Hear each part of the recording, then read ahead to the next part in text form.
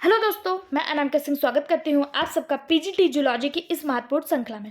PGT zoology ये हमारा PGT zoology का जो सिलेबस है, जिसमें हम लोगों ने देखा था कि ये हमारा सिलेबस था। मैंने आपको बताया कि यहाँ पे हम लोग BPSC TRE 4.0, EMRS, DSSB, NVS, KVS, कोई भी टाइप का एग्जाम हो जहाँ पे आपको पीजीटी का एग्जाम है, तो डेप्थ लेवल में जाके हम लोग अपनी इस महत्वपूर्ण श्रृंखला को कवर कर रहे हैं और फुल डिस्कशन कर रहे हैं। तो आप हमारे साथ जुड़े रहिए, चैनल को सब्सक्राइब कर लीजिए, वीडियो को शेयर कर दीजिए और लाइक कर दीजिए। ठीक है, हम लोगों ने देखा कि पीजीटी का जो सिलेबस है वो ये है, जिसमें human physiology, animal tissue, biomolecules, human reproduction, reproductive health, human health and disease, evolution, animal kingdom, biotechnology, cell division, animal husbandry, microbes in human welfare, ये सारे टॉपिक हमें पीजीटी में पढ़ने हैं। लेकिन अभी जो हम लोग पढ़ रहे हैं वो हम लोग ह्यूमन फिजियोलॉजी पढ़ रहे हैं। ह्यूमन फिजियोलॉजी में हम लोगों ने डाइजेस्टिव सिस्टम और डाइजेस्टिव सिस्टम के पार्ट्स जैसे टीथ वगैरह हो गए, और इधर फिर हम लोगों ने टंग वगैरह को पढ़ा। तो इसी तरह से डायग्राम के माध्यम से अच्छे से हम लोग 1 बाय 1 टॉपिक को डिस्कस कर रहे हैं। आज का जो हमारा टॉपिक है वो है स्लाइवरी ग्लैंड। आज हम डायग्राम के माध्यम से अच्छे से स्लाइवरी ग्लैंड को समझेंगे, पढ़ेंगे और जानेंगे स्लाइवरी ग्लैंड के बारे में, और इसके मोस्ट इंपॉर्टेंट क्वेश्चन भी डिस्कस करेंगे। फ्रेंड, मैं आपको बता दूं, अगर आप बिहार से रिलेटेड किसी एग्जाम की तैयारी कर रहे हैं या फिर आप टीजीटी पीजीटी की तैयारी कर रहे हैं, तो आप हमारे इस चैनल को सब्सक्राइब कर लीजिए, क्योंकि आपको हमारे इसी चैनल पर प्रीवियस ईयर जितने भी एग्ज़ाम हुए हैं, चाहे वो टीजीटी पीजीटी का हो, चाहे वो टीआरई फर्स्ट हो, टीआरई 2 हो, टीआरई 3 हो, किसी का भी हो, प्रीवियस ईयर सारे क्वेश्चन आपको सॉल्व करवाए जा रहे हैं विद एक्सप्लेनेशन। आपको ये बात अच्छी तरह से पता होना चाहिए, कोई भी एग्जाम हो वहाँ प्रीवियस ईयर बहुत ज़्यादा इंपॉर्टेंट होता है। प्रीवियस ईयर से क्वेश्चन जरूर देखने को मिलता है। तो आपको हिस्ट्री, ज्योग्राफी, साइंस सभी के प्रीवियस ईयर क्वेश्चन आपको हमारे इसी प्लेटफॉर्म पे मिल जाएगा। ये आपका अपना चैनल है, इसे सब्सक्राइब जरूर कर लीजिए। तो बढ़ते हैं हम अपने टॉपिक की तरफ, स्लाइवरी ग्लैंड। साथ ही साथ आपको एक बात और बता दूं, इस अभी मैं आपको यहाँ पे थ्योरी करवा रही हूँ, और इसका एमसीक्यू और प्रीवियस ईयर आपको हमारे इसी चैनल पे भी मिल जाएगा, इस सब टॉपिक का भी मिल जाएगा। तो आप चैनल को सब्सक्राइब कर लीजिए। ठीक है, अब बढ़ते हैं स्लाइवरी ग्लैंड की तरफ। अभी तक हम लोगों ने टेस्ट बर्ड देखा। टेस्ट बर्ड 3 प्रकार के थे, जिसमें सर्कमवेलेंट पैपली, फंगीफॉर्म पैपली और फिलीफॉर्म पैपली को देखा था। अगला जो हमारा टॉपिक था वो था स्लाइवरी ग्लैंड। स्लाइवरी ग्लैंड को हम पढ़ेंगे। आप सभी को पता है जो स्लाइवरी ग्लैंड होती है वो हमारे बक्कल कैविटी में ही पाया जाता है। अभी हम लोग बक्कल कैविटी ही पढ़ रहे हैं। बक्कल कैविटी में स्लाइवरी ग्लैंड पाया जाता है। और ये स्लाइवरी ग्लैंड जो होते हैं ये 3 टाइप के होते हैं। कितने टाइप के होते हैं? 3 होते हैं। इनकी जो संख्या होती है वो 3 पेयर में होती है। पेयर में होती है 3। कौन कौन से? एक होती है पैरोटिड ग्लैंड, दूसरी होती है सबलिंगुअल ग्लैंड, और तीसरी होती है सब मैक्सिलरी ग्लैंड, जिसे सब मैंडिबल ग्लैंड के नाम से भी जाना जाता है। पैरोटिड ग्लैंड, सबलिंगुअल ग्लैंड, सब मैक्सिलरी ग्लैंड या सब मैंडिबल ग्लैंड के नाम से भी इसी ग्लैंड को, सब मैक्सिलरी ग्लैंड को ही सब मैंडिबल ग्लैंड भी कहा जाता है। ठीक, अब बात करें जो स्लाइवरी ग्लैंड होते हैं, इनका कार्य क्या होता है, इनके फंक्शन क्या होते हैं और ये कहाँ पे प्रेजेंट होते हैं। तो आपको बता दें, जो स्लाइवरी ग्लैंड होते हैं ये हमारे मुंह में स्लाइवा का सिक्रेशन करते हैं, लार का सिक्रेशन करते हैं। लार क्या काम करता है? लार भोजन को मिक्सड करने में और उसके पाचन में, इसमें से कुछ पाचन एंजाइम, पाचक एंजाइम भी निकलता है, डाइजेस्टिव एंजाइम भी निकलता है, जिससे भोजन को पचाने में सहायता होती है। साथ ही साथ इस लार के माध्यम से भोजन को मिक्सड करने में बहुत हेल्प होता है, भोजन को मिक्सड करने में हेल्प होता है। ठीक है, लार निकलता कितना है? तो 1.5 लीटर डेली। ये हमारे मुंह में 1.5 लीटर मतलब 1.5 लीटर पर डे लार का सिक्रेशन हमारे मुंह में होता है। कितना होता है? 1.5 लीटर। यहाँ से क्वेश्चन देखने को मिलते हैं कि लार का सिक्रेशन हमारे मुंह में कितना होता है, तो 1.5 लीटर होता है। और लार का पीएच, ये आपको टीआरई में देखने को मिल सकता है कि लार का पीएच कितना होता है। तो लार का पीएच 6.8 होता है, यानी कि 6.8 होता है। इसका प्रकृति कैसी होती है आप सभी को पता है। जो हमारा पीएच स्केल होता है वो 1 से 14 तक होता है, 0 से लेके 14 तक होता है, और बीच में यहाँ पे 7 होता है। इधर के जितने होते हैं वो अम्लीय होते हैं, 7 से इधर जितने होते हैं वो अम्लीय होते हैं, और 7 से इधर जितने होते हैं वो क्षारीय होते हैं। तो आपको 6.8 यहीं कहीं पे देखने को मिलेगा। तो इसका नेचर जो होता है वो अम्लीय होता है, एसिडिक होता है। कैसा होता है? एसिडिक होता है। और यहाँ पे आपको क्या देखने को मिलेगा? बेस देखने को मिलेगा, या फिर आप एल्कलाइन कह सकते हैं, एल्कलाइन। लेकिन ये इसका पीएच होता है 6.8, तो इसका मतलब ये एसिडिक होता है। पता है ये जो एसिडिक नेचर का होता है, इसी वजह से हमारे दांतों पे जर्म्स और बैक्टीरिया देखने को मिलता है। और जो हम ब्रश करते हैं, जिसमें हम मंजन का यूज करते हैं, जो हमारा टूथपेस्ट होता है, वो क्षार नेचर का होता है। क्यों होता है क्षार नेचर का? इसी अम्ल को इक्वल करने के लिए, इसी अम्ल की वजह से प्रेजेंट बैक्टीरिया को मारने के लिए हम क्षारीय टूथपेस्ट करते हैं। यह भी एग्जाम में देखने को क्वेश्चन मिलता है कि जो हम टूथपेस्ट करते हैं उसकी प्रकृति कैसी होती है, मंजन की प्रकृति कैसी होती है। तो वो बेसिक होती है, एल्कलाइल होती है, या फिर आप कह सकते हैं क्षारीय होती है। ठीक, अब हम देखते हैं पैरोटिड ग्लैंड, सबलिंगुअल ग्लैंड और सब मैक्सिलरी ग्लैंड की। तो सबसे पहले देखिए, ये जो पैरोटिड ग्लैंड है, पैरोटिड ग्लैंड जो होता है, ये हमारे कान, ये आपको कान दिखा रहा है। अगर हम आगे से स्किन को हटा देते हैं तो कुछ ऐसे ही हमारे मुंह का संरचना दिखाई देता है, जहाँ पे ये आपको हमारे कान दिखाई दे रही है, और कान के जस्ट बगल ही आपको पैरोटिड ग्लैंड दिखाई दे रहा है। यानी कि जो पैरोटिड ग्लैंड होता है, ये कान के पास ही देखने को मिलता है। कहाँ पे देखने को मिलता है? कान के पास ही देखने को मिलता है। और फिर ये आप देखिए सबलिंगुअल ग्लैंड आपको कहाँ पे देखने को मिल रहा है? ये वाला भाग, ये क्या है? ये हमारा पैलेट है, ये ऊपर का पैलेट है, अपर पैलेट, और ये लोअर पैलेट है। इसी लोअर पैलेट के पास जब आप जीभ को ऊपर उठाएंगे, ये हमारा पैलेट है, और ये हमारे नीचे वाला भाग है, जबड़े के नीचे वाला भाग। तो जब आप जीभ को ऐसे ऊपर उठाएंगे तो यहीं पे नीचे वाली जो संरचना होती है, इसी को सबलिंगुअल ग्लैंड कहा जाता है। यहीं से आपका लार यहाँ से भी निकलता है। ये वाली देखिए सब मैक्सिलरी ग्लैंड कहाँ पे पाई जा रही है? तो जब हम जीभ को ऐसे, जीभ जब अंदर की तरफ ऐसे आप जीभ के आएंगे, हमने जीभ की संरचना पढ़ी ना, तो जहाँ पे आपको हवाइड बोन दिख रहा था, वहीं के आसपास ये सब मैक्सिलरी ग्लैंड यानी सब मैंडिबल ग्लैंड, जो हमारा सैलिवरी ग्लैंड है, वहीं पे पाया जाता है। ये हमारा पूरा बक्कल कैविटी है। क्या है? बक्कल कैविटी है। जो डक्ट पैरोटिड ग्लैंड, आप सभी को पता है कि पैरोटिड ग्लैंड, सबलिंगुअल ग्लैंड और सब मैक्सिलरी ग्लैंड, ये आके एक ही जगह खुलते हैं, एक ही जगह आके खुलते हैं। लेकिन ये खुलते किससे हैं? तो कुछ डक्ट के माध्यम से, कुछ नलिकाओं के माध्यम से ये आपस में एक दूसरे से जुड़े होंगे। तो इन डक्ट को हम देख लेते हैं क्या कहते हैं, जिससे हमारा पैरोटिड ग्लैंड अटैच होता है। पैरोटिड ग्लैंड से जब लार स्रावित होता है, तो ये जो है, ये स्टेशन डक्ट के माध्यम से स्लाइवा को लेकर आगे बढ़ता है। किस डक्ट के माध्यम से, किस नलिका के माध्यम से? स्टेशन डक्ट के माध्यम से स्लाइवा को लेकर आगे बढ़ता है। और जब सबलिंगुअल ग्लैंड से लार स्रावित होता है, तो इसको जो आगे बढ़ाने वाली डक्ट है, यहाँ से जो निकलता है, वो डक्ट ऑफ रिविनस होता है। डक्ट ऑफ रिविनस यहाँ से आपका सबलिंगुअल से अटैच्ड होता है। और सब मैक्सिलरी, जिसे सब मैंडिबल ग्लैंड भी कहते हैं, यहाँ से वाटसन डक्ट अटैच्ड होता है। ये बहुत ज़्यादा पूछा जाने वाला क्वेश्चन है। यहाँ से आपको क्वेश्चन जरूर देखने को मिलेगा कि पैरोटिड ग्लैंड से जब लार स्रावित होता है तो किस डक्ट के माध्यम से आगे बढ़ता है? तो वो स्टेशन डक्ट के माध्यम से आगे बढ़ता है। ठीक, वहीं पे अगर पूछ लिया जाए कि सबलिंगुअल ग्लैंड से अगर लार स्रावित होगा, सबलिंगुअल ग्लैंड किससे अटैच्ड होता है? तो डक्ट ऑफ रिविनस से अटैच्ड होता है सबलिंगुअल ग्लैंड।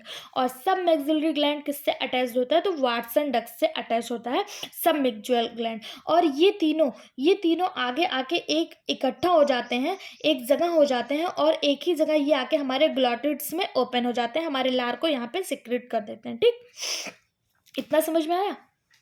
यहाँ पे किसी को कोई प्रॉब्लम? अब देखिए, ये जो हमारा फेरिंग्स वाला भाग है, आगे जब हम बढ़ेंगे, ये हमारा फेरिंग्स है, इसको हम फेरिंग्स आगे पढ़ेंगे। अभी हम लोग लार पढ़ रहे हैं, इन सब के बारे में हम लोग आगे पढ़ेंगे। ठीक है, एक बार संरचना देख लेते हैं। ये जो हमारी फेरिंग्स होती है, ये हमारी फेरिंग्स है। और ये वाली जो संरचना आपको दिख रही है, इसे ग्लॉटिड्स कहा जाता है। क्या कहा जाता है? ग्लॉटिड्स। और ये गैलेट होता है। गैलेट ये आगे से ऊपर को ग्लॉटिड्स को कवर किए रहता है।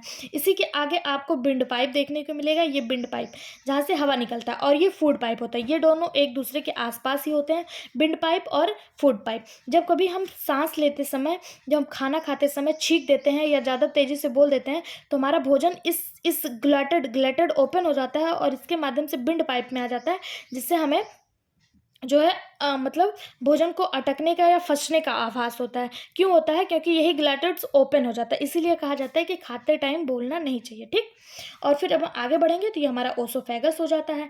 यहीं पे आपको थायराइड ग्लैंड भी देखने को मिलेगी। ये थायराइड ग्लैंड जो हमारे गले में पाई जाती है, थायराइड ग्लैंड। और ये वाले पार्ट्स को लैरिंग्स कहा जाता है, लैरिंग्स। ये वाला पार्ट्स फेरिंग्स है और ये वाला पार्ट्स लैरिंग्स है। अभी हम फेरिंग्स, लैरिंग्स इन सब के बारे में आगे डिस्कस करेंगे अच्छे से, बड़े बड़े डायग्राम के माध्यम से। तो आप चैनल को सब्सक्राइब करना बिल्कुल मत भूलिएगा। ठीक है, अब एक बार सैलिवरी ग्लैंड के बारे में देख लेते हैं। सैलिवरी ग्लैंड 3 पेयर में होते हैं। इनका काम क्या होता है? ये सलाइवा का सिक्रेशन करते हैं।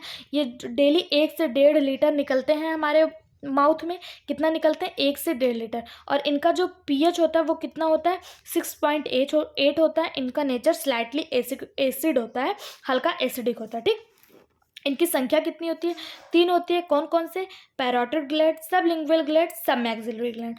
सब मैक्सिलरी ग्लैंड को ही सब मैंडिबल ग्लैंड भी कहा जाता है। ठीक, अब हम देख लेते हैं पैरोटिड ग्लैंड।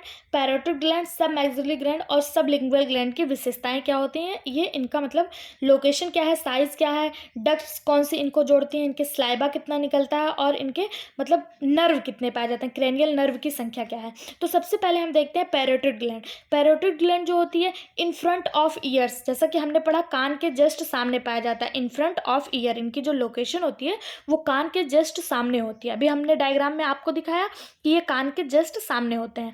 और वही बात करें सब मैक्सिलरी ग्लैंड की, तो ये junction of upper and lower jaw, मैंने आपको यहाँ पे दिखाया था, आपने देखा था सब मैक्सिलरी ग्लैंड, ये सब मैक्सिलरी ग्लैंड ये junction of upper and lower jaw के जंक्शन पे पाया जाता है। ठीक है, कहाँ पे पाया जाता है, junction of upper law and lower jaw के जंक्शन में। और जो ये आपका सबलिंगुअल ग्लैंड है, ये बिलो द टंग, जीभ के पीछे, मैंने आपको बताया था जब आप जीभ को उठाएंगे तो यहाँ पे जो संरचना होती है यहीं पे पाया जाता है सबलिंगुअल ग्लैंड। ठीक, अब बात करते हैं साइज की। तो सबसे बड़ी जो होती है वो पैरोटिड ग्लैंड होती है, सबसे ज़्यादा, सबसे बड़ी, लार्जेस्ट साइज किसकी होती है, पैरोटिड ग्लैंड की। सब मैक्सिलरी ये मीडियम होती है और सब लिंगुअल सबसे छोटी होती है। यहाँ से क्वेश्चन देखने को मिलता है कि लार ग्रंथियों में सबसे बड़ी संरचना या मीडियम संरचना या स्मॉलेस्ट संरचना किसकी है, तो पैरोटिड ग्लैंड लार्जेस्ट होती है, सब मैक्सिलरी ग्लैंड मीडियम होती है और सब लिंगुअल ग्लैंड स्मॉलेस्ट होती है। अब देखते हैं ये कौन कौन से डक्ट्स से निकलती है, कौन कौन सी डक्ट्स इनको जोड़ती हैं, इनके स्लाइवा को ले जाने का कार्य करती हैं। तो जो स्टेंसन डक्ट होता है ये पैरोटिड ग्लैंड से अटैच होता है, स्टेंसन डक्ट। वार्सन डक्ट ये सब मैक्सिलरी ग्लैंड से, और डक्ट ऑफ रेविनस ये सब लिंगुअल ग्लैंड से ओपन होता है, मतलब अटैच्ड होता है। ठीक, बात करें स्लाइबा की, तो पैरोटिड ग्लैंड जो होते हैं ये 25% स्लाइबा, 25% लार को ही सिक्रीट करते हैं। ठीक है, कितना करते हैं, 25% लार को सिक्रीट करते हैं। और जो आपका सब मैक्सिलरी ग्लैंड है ये 70% लार को सिक्रीट करता है, और सब लिंगुअल ग्लैंड जो होता है ये 5% लार को सिक्रीट करता है। कितना, 5% लार को सिक्रीट करता है। ये जो हम लोगों ने डक्ट्स देखा है, अब हम देखेंगे ये डक्ट्स जो होते हैं ये अटैच तो पैरोटिड ग्लैंड से होते हैं, लेकिन ये खुलते कहाँ हैं, तो जो ये आपका स्टेंसन डक्ट है, स्टेंसन डक्ट ये कहाँ पे खुलता है, ये वेंट्रल साइड ऑफ टंग खुलता है। मतलब ये हमने आपको बताया ये डॉर्सल साइड होता है और ये पीछे के भाग को वेंट्रल साइड कहा जाता है। तो वेंट्रल साइड ऑफ टंग, टंग के वेंट्रल साइड में ये आपका पैरोटिड ग्लैंड ओपन होता है। बात करें वाटसन डक्ट की, ये कहाँ खुलता है, तो बिहाइंड द लोअर इन सर्कोसिस में ओपन होता है। और सब लिंगुअल ग्लैंड जो होता है ये open in vestibule of upper जा। वेस्टिब्यूल का भाग जब हम लोग टीथ पढ़ रहे थे तो मैंने आपको बहुत अच्छे से बताया था कि ये वेस्टिब्यूल कहाँ पे प्रेजेंट होता है, जब हम दांतों को ब्रश करते हैं, दांत को बंद करके, जब हम दांतों को ऐसे ब्रश बंद कर लेते हैं और ऊपर से जो हमारा स्किन होता है, यहाँ पे जो हमारे गलफड़े होते हैं, इसके बीच में जब हम ब्रश को घुमाते हैं बंद दांतों पे, तो इसी एरिया को वेस्टिब्यूल कहा जाता है। क्या कहा जाता है, वेस्टिब्यूल। और यहीं पे ये अपर जाके वेस्टिब्यूल में ही सब लिंगुअल ग्लैंड जो होते हैं वो ओपन होते हैं। और ये 5% ही केवल स्लाइवा सिक्रीट करते हैं, 5%। सब मैक्सिलरी ग्लैंड ये 70% स्लाइवा सिक्रीट करते हैं और ये 25% स्लाइवा सिक्रीट करते हैं। अब देखते हैं कि इनमें क्रेनियल नर्व के किस पार्ट में ये पाए जाते हैं, किसको कंट्रोल करते हैं। तो ये जो आपका पैरोटिड ग्लैंड है ये 9th नंबर के क्रेनियल नर्व को कंट्रोल करता है। किसको, 9th नंबर के। ये बहुत ज़्यादा इंपॉर्टेंट है, इसको आप डबल स्टार मार्क कर सकते हैं। यहाँ से पूछा जाता है कि पैरोटिड ग्लैंड जो होता है किस नंबर के क्रेनियल नर्व को कंट्रोल करता है, तो ये 9th नंबर के। वहीं पे सब मैक्सिलरी और सब लिंगुअल जो है ये 7th नंबर के, दोनों 8th में नहीं है, 7th दोनों 7 नंबर के क्रेनियल नर्व को कंट्रोल करने का कार्य करते हैं। ठीक, अब हम बात करते हैं लार की संरचना। इतना आप लोग को समझ में आ गया होगा ना। किसी को कहीं पे कोई भी दिक्कत हो तो आप कमेंट बॉक्स में कमेंट करके जरूर पूछिएगा। आगे के इसके बाद वाले वीडियो में हम लोग फेरिंग्स को डिस्कस करेंगे विद डायग्राम। आप डायग्राम देख सकते हैं। इसी तरह से हम सब टॉपिक डिस्कस करेंगे ऐसे डायग्राम के माध्यम से। तो आप चैनल को सब्सक्राइब करना बिल्कुल मत भूलिएगा। अभी हम देखते हैं लार की संरचना। लार की जो संरचना होती है, आपको बता दें लार में बहुत सारी चीज़ें मिलकर लार का निर्माण करती हैं, लेकिन इसमें जो सबसे ज़्यादा पाया जाने वाला भाग है वो है जल, आपका वाटर, जिसे H2O लिखते हैं, ये जल होता है, जल। जल जो होता है लार में 99.5% तो केवल जल ही पाया जाता है, केवल वाटर ही पाया जाता है। इसके अलावा 99.5%, अब सोचिए 100 में अगर 99.5% आपका जल पाया जाता है तो बचा कितना, 0.5 में आपको इतनी सारी चीज़ें देखने को मिलेंगी। कौन कौन सी चीज़ें हैं, तो स्लैबरी एमाइलेज है जिसे आप टाइलिन के नाम से जानते हैं, लार से ही सिक्रीट होता है, जो क्या करता है, ये स्लैबरी एमाइलेज क्या करता है, कार्बोहाइड्रेट का पाचन करता है। आपको पता है कि हमारे मुख से ही भोजन का पाचन स्टार्ट हो जाता है। इसको हम लोग पढ़ेंगे, जब हम लोग पाचन पढ़ेंगे, जब हम लोग डाइजेशन पढ़ेंगे, उसमें पढ़ेंगे। आगे चल के हम लोग डाइजेशन भी कवर करने वाले हैं यहाँ पे, तो हम लोग पढ़ेंगे कि कार्बोहाइड्रेट का पाचन जो है वो हमारे मुख से ही स्टार्ट हो जाता है।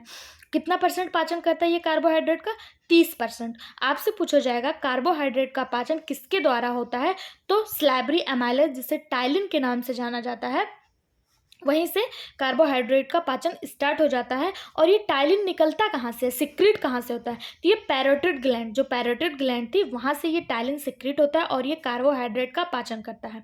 साथ ही साथ जल, स्लैबरी एमाइलेज, और उसके बाद इसमें म्यूकस भी देखने को मिलता है। म्यूकस क्या होता है, म्यूकस एक चिपचिपा जेली नुमा संरचना होती है, चिपचिपा सा पदार्थ होता है जो भोजन को मिक्सड करने का कार्य करता है। क्या करता है, भोजन को मिक्सड करने, अगर हम रूखी रोटी, सूखी रोटी खा रहे हैं, जो रूखा रूखा हमको सूखा सूखा फील होगा, तो इसको मिक्सड करने का कार्य कौन करेगा, ये म्यूकस करेगा। यह चिपचिपा पदार्थ होता है और इसी चिपचिपाहट की वजह से भोजन मुख से आगे जाता है, हमारी ग्रसनली में, ओसोफेगस में जाने का कार्य करता है। इसी म्यूकस की हेल्प से ये इसको आगे बढ़ाने में हेल्प करता है। ठीक, उसके साथ साथ इसमें एंटीबैक्टीरियल एजेंट भी पाए जाते हैं। एंटीबैक्टीरियल एजेंट जैसे लाइसोजाइम, इसका क्या कार्य होता है, जब हम रोटी को खाते हैं या फिर हम भोजन का कोई भी टुकड़ा मुंह में लेते हैं या फिर हम कोई भी खाने वाली चीज़, पिज्ज़ा, बर्गर वगैरह खाते हैं, तो उसमें बैक्टीरिया पाया जाता है। हम सभी को पता है कि हमारे लिए हार्मफुल होते हैं।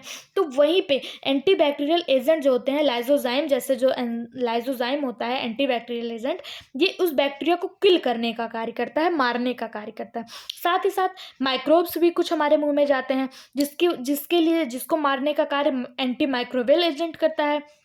एंटी माइक्रोबियल एजेंट का क्या नाम है, तो थायोसाइनेट आयन जो होता है, जिसे सीएनएस के नाम से जाना जाता है, ये एंटी माइक्रोबियल एजेंट होता है जो हमारे मुंह में प्रेजेंट माइक्रोब्स को मारने का कार्य करता है। इसमें कुछ और इंपॉर्टेंट आयन भी होते हैं, जैसे सोडियम हो गया, कैल्शियम हो गया, पोटेशियम हो गया, ऐसे कुछ और आयन्स भी प्रेजेंट होते हैं हमारे लार में। साथ ही साथ इसमें IgA एंटीबॉडी होती है। एंटीबॉडी कई 5 प्रकार की होती है, IgA, IgE, IG ऐसे करके होता है। तो इसमें IgA एंटीबॉडी होता है। ये हमारे पीजीटी के लिए बहुत ज़्यादा इंपॉर्टेंट क्वेश्चन है कि IgA एंटीबॉडी कहाँ पाया जाता है। तो IG एंटीबॉडी जो होता है वो हमारे स्लाइवरी ग्लैंड में पाया जाता है और ये मदर मिल्क में भी प्रेजेंट होता है, माँ के दूध में भी IgA एंटीबॉडी प्रेजेंट होता है। ठीक, यहाँ से क्वेश्चन बन सकता है, यहाँ से क्वेश्चन आपको देखने को मिल सकता है कि IgA एंटीबॉडी कहाँ कहाँ पे देखने को मिलता है। तो ये स्लाइबा में देखने को मिलता है और मदर मिल्क में देखने को मिलता है। ठीक है, इसके साथ साथ इसमें स्मॉल अमाउंट में यूरिया और यूरिक एसिड भी पाए जाते हैं। क्या पाया जाता है, यूरिया और यूरिक एसिड भी पाया जाता है। यहाँ पे आपको कंफ्यूज नहीं होना है कि अगर आपसे दे दिया 4 ऑप्शन दे के पूछ लिया कि स्लाइबा में पाए जाने वाले तत्व हैं, तो आपको अगर जल दे दिया, स्लाइवरी एमाइलेज दे दिया, एंटीमाइक्रोबियल एजेंट दे दिया और यूरिक एसिड दे दिया, तो आप इसको गलत मार करके आएंगे। आपको इसको गलत नहीं करना है, इसको ध्यान रखना है, इसमें बहुत कम मात्रा में। अब आपको पता है कि 100% में 99.5% तो हमारा जल ही हो गया। उसके बाद ये सब बहुत कम कम मात्रा में पाए जाते हैं और इन सबसे ही कम मात्रा में, स्मॉल अमाउंट में यूरिया और यूरिक एसिड भी इसमें प्रेजेंट होता है। आई होप सो आप लोग को स्लाइबा की संरचना समझ में आ गई होगी। स्लाइवरी ग्लैंड और स्लाइबा की संरचना बहुत अच्छे से हम लोग डिस्कस करें हैं। अगर आपको कहीं पे कोई भी दिक्कत होती है तो आप कमेंट बॉक्स में कमेंट करके जरूर पूछिएगा। मैं उसको सॉल्व कराने की एक छोटा सा वीडियो बना के उस टॉपिक को सॉल्व कराने की कोशिश करूंगी। आगे की वीडियो में हम लोग फेरिंग्स पढ़ेंगे। इसी तरह हम लोग जो है पूरा पाचन सिस्टम भी डिस्कस करेंगे, सब कुछ। देखिए मैं आप लोग के लिए कट सेक्शन भी बना के, जैसे स्मॉल इंटेस्टाइन का ये कट सेक्शन है, इस तरह से डायग्राम के माध्यम से 3D इमेज के माध्यम से आपको समझाने का कोशिश करूंगी। तो चैनल को सब्सक्राइब कर लीजिए और ज़्यादा से ज़्यादा शेयर कर दीजिए। Thank you.